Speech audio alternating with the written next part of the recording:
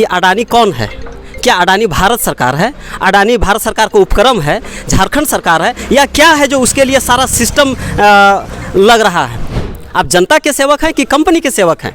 क्यों आप निष्पक्ष ढंग से आप कानून का इम्प्लीमेंट नहीं कर रहे हैं कि सरकार का पूरा मिशनरी जो है वो दबाव की तरह काम कर रहा है और जब हर हाल में वो ज़मीन लेना चाहता है। झारखंड सरकार से मैं कहना चाहता हूं कि इस बात, चूँकि भूमि अधिग्रहण का मामला राज्य सरकार का है, तो राज्य सरकार इस पर हस्तक्षेप करे, नहीं तो चिरूडी बरवाडी में जिस तरीके से गोलीकांड हुआ था और 4 लोग मारे गए थे, उस तरीके से पुनः हत्याकांड होने की पृष्ठभूमि तैयार हो रही है। गाँव के लोग जब ज़मीन देना ही नहीं चाहते तो उनसे क्या बात करेंगे? अगर इस तरीके से उस ज़मीन को हस्तांतरित कर दिया जाता है तो पूरा 3000 परिवार विस्थापित। जिले के बड़का गाँव के गोंदलपुरा में अडानी को कोल ब्लॉक आवंटित हुआ है।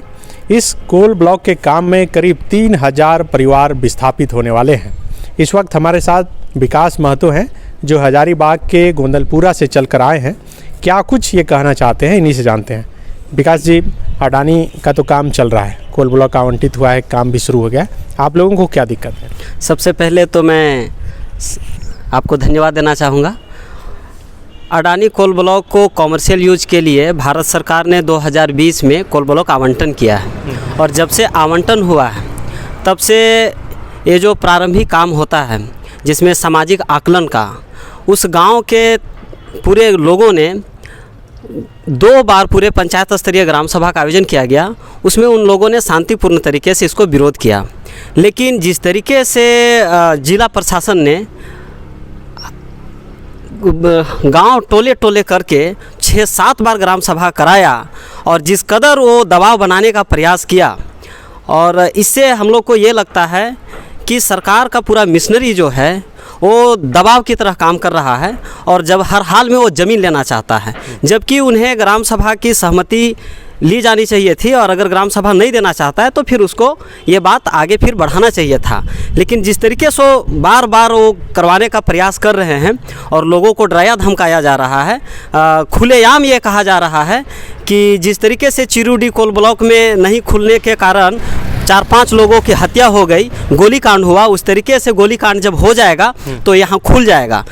तो जिस तरीके से अभी प्रशासन का जो रवैया है उसे अगर सरकारें बहुत जल्दी इस पर अगर संज्ञान नहीं लेता है तो मैं आपको ये कहना चाहता हूँ कि बड़का गांव में गोलीकांड जैसी पुनरावृत्ति बड़का गांव की तरफ फिर से होने वाली है और हमको लगता है कि सैकड़ों लोगों की जान वहां जा सकती है, क्योंकि वहां के लोगों ने ये साफ कह दिया है कि हम अपनी ज़मीन नहीं देंगे।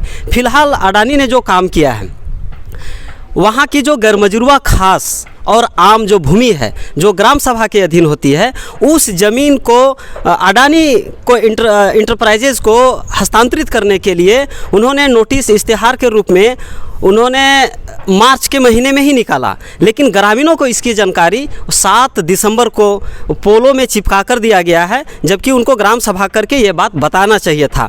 लेकिन वो जहाँ तहाँ दीवालों में सटवा दिया गया और उसमें ये नोटिस में ये कहा गया है कि कोई भी अपनी आपत्ति अगर दर्ज करना हो तो 23 तारीख के अंदर दें।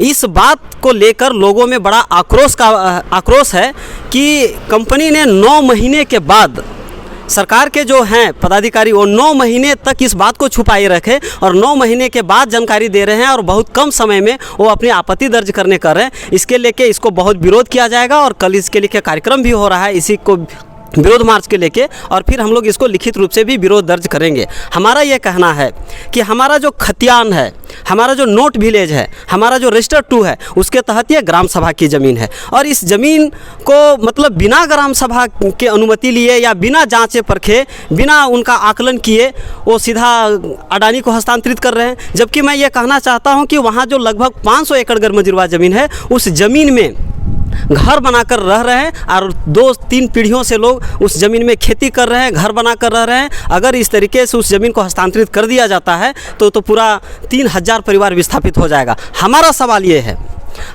ये है कि ये जो सरकार है वो अपने रूल के हिसाब से तो सर्वे नहीं कराती है। आज अगर वो सर्वे कराती, अगर इसको हस्तांतरित करने का नोटिस निकालने से पहले अगर वो सर्वे कराती या आज भी वो सर्वे कराती है तो वहाँ पर देखा जाएगा कि वहाँ पर घर बना हुआ है लोग 2-3 पीढ़ियों से रह रहे हैं, खेती बाड़ी कर रहे हैं, कृषि योग्य भूमि है।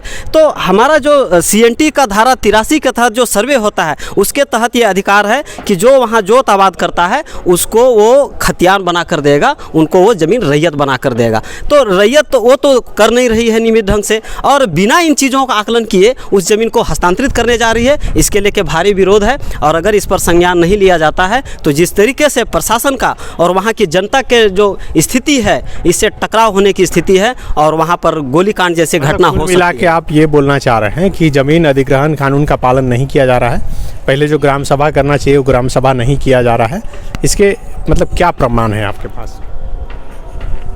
इसके कई सारे प्रमाण हैं। जैसे उन्होंने 2-3 बार जो नोटिस दिया ग्राम सभा का, उस नोटिस को लोगों ने भारी विरोध किया, काफ़ी भारी विरोध किया। इसके बावजूद फिर वो हमेशा अब टोलाबाज करने लगे, पंचायतबाज करना है, ग्रामवाइज करना है, लेकिन वो टोलाबाज भी करने लगे। मतलब उनकी मंशा है कि हर हाल में चाहे जो भी रास्ता हो वो इस ज़मीन को मतलब ग्राम सभा कानूनी खानापूर्ति करके और ज़मीन लेने की प्रक्रिया को आगे बढ़ाया जाए। और अभी जो ये साफ बात है ना कि आपने 9 महीना तक आपने बताया नहीं, और मात्र वो 10-20 दिन का टाइम दे रहे हैं आपत्ति दर्ज करने का। इसका मतलब कि आप हमको बताना नहीं चाहते थे, और जब समय पार हो जाता और आपने नोटिस में लिख दिया है कि इसके बाद आपकी कोई बात सुनी नहीं जाएगी, तो ये तो गलत है ना, ये गलत है। आपको ग्राम सभा करके इस बात की जानकारी देनी चाहिए थी। आपने 9 महीने तक बात को छुपाए रखा। इस बात से आपत्ति है, सरकार इसको संज्ञान ले कि ये नियम कानून का फॉलो हो, और हमारा ये कहना है कि ये ज़मीन ग्राम सभा की है। तो आप लोग अडानी से बात नहीं किए थे?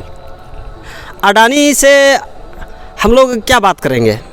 अडानी के लोग बात अभी होती नहीं है, क्योंकि गांव के लोग जब ज़मीन देना ही नहीं चाहते तो उनसे क्या बात करेंगे?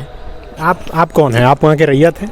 हम वहाँ का रैयत नहीं है, लेकिन आज़ादी बचाओ आंदोलन का कर्णपुरा संयोजक है, और हम पिछले 10 सालों से उस क्षेत्र में विस्थापन के सवाल को लेकर हम मुखर रहे हैं, और इस आंदोलन में हम हमेशा आते जाते रहते हैं। अच्छा। तो अगर हम ये कहना चाहते हैं कि अगर वहाँ इन बातों को ध्यान नहीं दिया गया तो भूमि लैंड बैंक को लेकर एक वहाँ पर फिर से एक आंदोलन की रूपरेखा तैयार हो रही है। और जिस तरीके से सरकार का रवैया है, जिस तरीके से वो काम कर रही है, मैं ऐसा इसलिए कह रहा हूँ कि ये एक निजी कंपनी है, और निजी कंपनी के 2013 का भूमि अधिग्रहण कानून के हिसाब से 80% ये ज़मीन खुद अधिग्रहण कर आएगी, तब सरकार 20% ज़मीन उसको उपलब्ध करवाएगी। लेकिन जिस तरीके से सरकार का सारा सिस्टम लगा हुआ है, इससे ये लगता है कि सरकार अधिग्रहण कर रही है। तो मैं ये पूछना चाहता हूँ कि अडानी कौन है?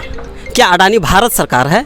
अडानी भारत सरकार का उपक्रम है? झारखंड सरकार है? या क्या है जो उसके लिए सारा सिस्टम लग रहा है?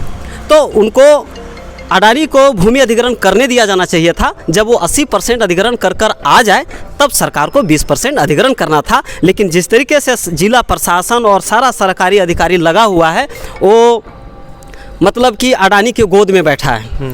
उनको ऐसा नहीं, वो जनता का सेवक है, तो उसको निष्पक्ष होकर जनता के हितों का ख्याल रखना चाहिए, हम ये कहना चाहते हैं। और फिर मैं ये कहूँ कि फ़िलहाल जो NTPC में 100 एकड़ ज़मीन में बिना फॉरेस्ट क्लियरेंस के अवैध माइनिंग हो गया, और जब अवैध माइनिंग हो गया उसमें सिर्फ 23 करोड़ का जुर्माना लगाया। उसमें दोषी पाया गया कि किसको कोल ब्लॉक मिला है, कौन कर रहा है, सारा दोष पाए जाने के बाद भी किसी को भी दोषी नहीं ठहराया गया। अगर ऐसी गलतियां आम जनता करता है तो उस पर तो कार्रवाई हो जाती है, लेकिन जब यही गलतियां जब सरकारी अधिकारी करता है या खनन कंपनियां करती हैं तो उसके खिलाफ कोई कार्रवाई नहीं होती है। इसके लेके बहुत आक्रोश है। और मैं ये पूछना चाहता हूं कि DC साहब, आप बताइए, आप सेवक किसके हैं? आप जनता के सेवक हैं कि कंपनी के सेवक हैं? क्यों आप निष्पक्ष ढंग से आप कानून का इम्प्लीमेंट नहीं कर रहे हैं? तो इसके लेके झारखंड सरकार से मैं कहना चाहता हूं कि इस बात, चूँकि भूमि अधिग्रहण का मामला राज्य सरकार का है, तो राज्य सरकार इस पर हस्तक्षेप करे, नहीं तो चिरूडी बरवाडी में जिस तरीके से गोलीकांड हुआ था और 4 लोग मारे गए थे, उस तरीके से पुनः हत्याकांड होने की पृष्ठभूमि तैयार हो रही है। इस पर तुरंत संज्ञान लिया जाए, और ये जो अभी गैरमजरूआ ज़मीन को हस्तांतरित करने का जो नोटिस जारी किया है, इसको वापस लिया जाए, इसको तत्काल प्रभाव से रोका जाए। और यही कहना चाहते हैं कि इस रोका जाए और पहले वहाँ सामाजिक आकलन किया जाए, वहाँ पर सर्वे कराया जाए, देखा जाए कि वहाँ कब से वहाँ लोग कब्जा किए हैं या कब से वहाँ रह रहे हैं, उसको फिर जो सर्वे का जो नियम है उसके तहत उसको रैयत बनाया जाए। तो बिल्कुल ये विकास महतो हैं जो बड़कागांव से चलकर द फॉलोअप के दफ्तर आज पहुंचे थे अपनी बात रखने के लिए। ये बता रहे हैं कि कल वहां पर एक बड़ा कार्यक्रम है जिसमें कि जयराम महतो भी पहुंचने वाले हैं, और ये कार्यक्रम जो है ये ग्रामीणों की जो मुख्य समस्या है, जैसा कि ये बता रहे हैं कि अडानी जो लैंड एक्वायर वहाँ पर कर रही है वो भूमि अधिग्रहण जो कानून है उसके दायरे में नहीं हो रहा है, उसका उल्लंघन करके कर रही है। इसलिए ये अपना विरोध जता रहे हैं और अपनी बात सरकार तक पहुँचाने की कोशिश कर रहे हैं। हम उम्मीद करेंगे कि सरकार तक इनकी बात पहुँचे। शुक्रिया। बायोम ने दिए हैं नीट 2022 के Jharkhand toppers. Class 8, 9, 10, 11th and 12th के स्टूडेंट्स के लिए आ गया है बायोम टैलेंट रिवॉर्ड एग्जामिनेशन, जहां उड़ान एडमिशन स्कॉलरशिप में पाएं up to 1.25 crore discount and up to 100% scholarship in classroom programme along with cash prize and reward. बायोम हीनू एवं नगरा टोली रांची। विवेकानंद विद्या मंदिर स्कूल एक CBSE affiliated English medium coed school है। हम शिक्षा के साथ संस्कार देते हैं। thefollowup.in. Like, share, and subscribe. www